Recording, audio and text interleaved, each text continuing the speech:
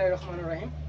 জাগ্রত মানবতা ফাউন্ডেশনের কমিটির সকল নেতৃবৃন্দ এবং সদস্যবৃন্দ সবাইকে আসসালামু আলাইকুম ওয়া রাহমাতুল্লাহি ওয়া বারাকাতুহু। আপনারা সবাই অবগত আছেন যে আমাদের এক প্রবাসী বোন পারুল বেগম, উনি খুব অসুস্থ, উনি মার বয়সী, উনি দীর্ঘ 12 বছর যাবত আমাদের এই প্রবাসী মাটিতে আছে। অনেক শ্রম দিছে, সংসার জন্য অনেক কিছু করছে। বাংলাদেশ লিমিটেড যুদ্ধ হিসেবে উনি দেশের জন্য অনেক কিছু করছে।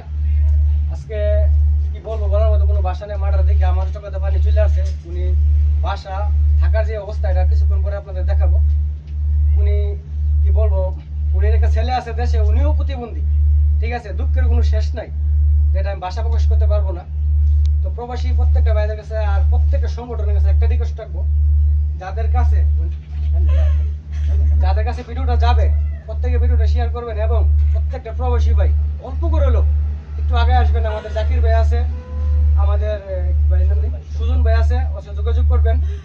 এখন আপাতত আমাদের জাগ্রত মানবতা ফাউন্ডেশনের পক্ষ থেকে যাতে আমাদের নতুন সংগঠন, আমরা মাকে $100 আপাতত দিয়েছি, ইনশাল্লাহ ভবিষ্যতে দেওয়ার চেষ্টা করবো। আমার এটা নন টেনশন করেন না। আর আপনি কিছু বলেন সবার উদ্দেশ্যে।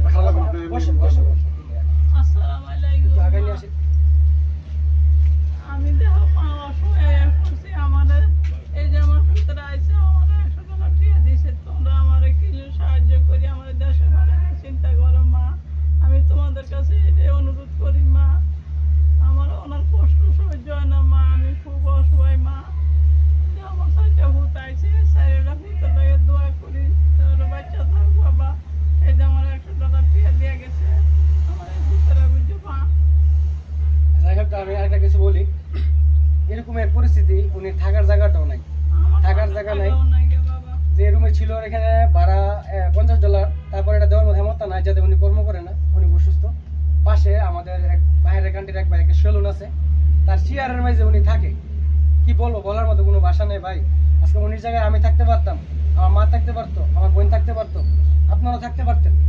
ওই মানবিক দৃষ্টি থেকে আপনারা এটা হাত অনুরোধ করে বলতেছি, মাটার দিক তাকায়া একটু আসবেন, ঠিক আছে। জাকির ভাই, আপনি যদি বলেন কিছু। আসসালামু আলাইকুম। জাগ্রত সংস্থা থেকে কিছু ভাই আসছে, ওনাকে $100 টাকা দিয়ে গেছে। ওনার আর্থিক অবস্থা খুবই খারাপ।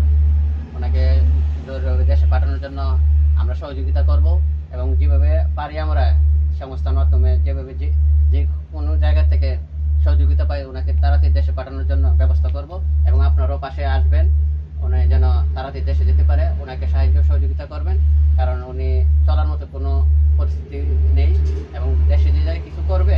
ওনার ছেলেও একজন প্রতিবন্ধী, উনিও প্রতিবন্ধীর মতনই, ধরতে গেলে চলাফেরা করতে পারে না, এক বাম হাত বাম পা অবশ, প্যারালাইসিস রোগী। তো সবাইকে ধন্যবাদ, সবাই এগিয়ে আসবেন।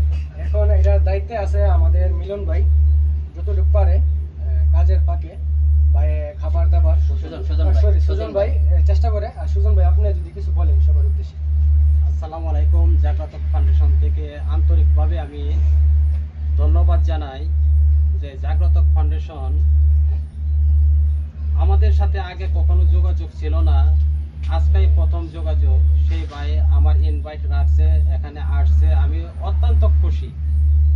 আমি দীর্ঘ 1.5 মাস আজকে এই আন্টিরে দেখাশোনা করতেছি, সাফারাতেও নিয়ে গেছি।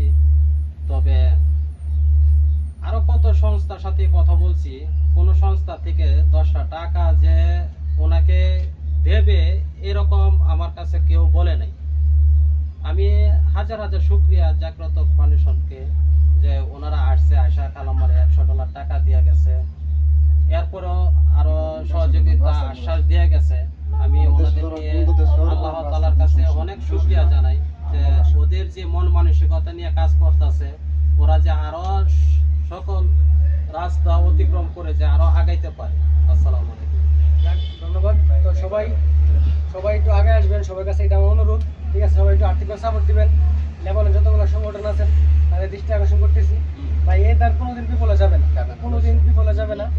আমরা প্রবাসী ভাইয়েরা বোনেরা যে আসি, যদি আমরা একবার যদি আরেকবার না দিই, তাহলে আমাদেরকে দেখার মতো কেউ নেই। বাবা মা আত্মীয় স্বজন সব ফেলে দিয়ে এখানে আসছি, ঠিক আছে। আল্লাহ বলছেই মানুষ সেবা সবচেয়ে বড় সেবা। তা আমরা সবসময় মানুষ সেবা করবো। আর আরেকটা নেক্সট ভিডিও আসতেছে, উনি থাকার জায়গাটা নিয়ে, তো ততক্ষণ ভালো থাকবেন, সুস্থ থাকবেন। সবাইকে আল্লাহ হাফিজ।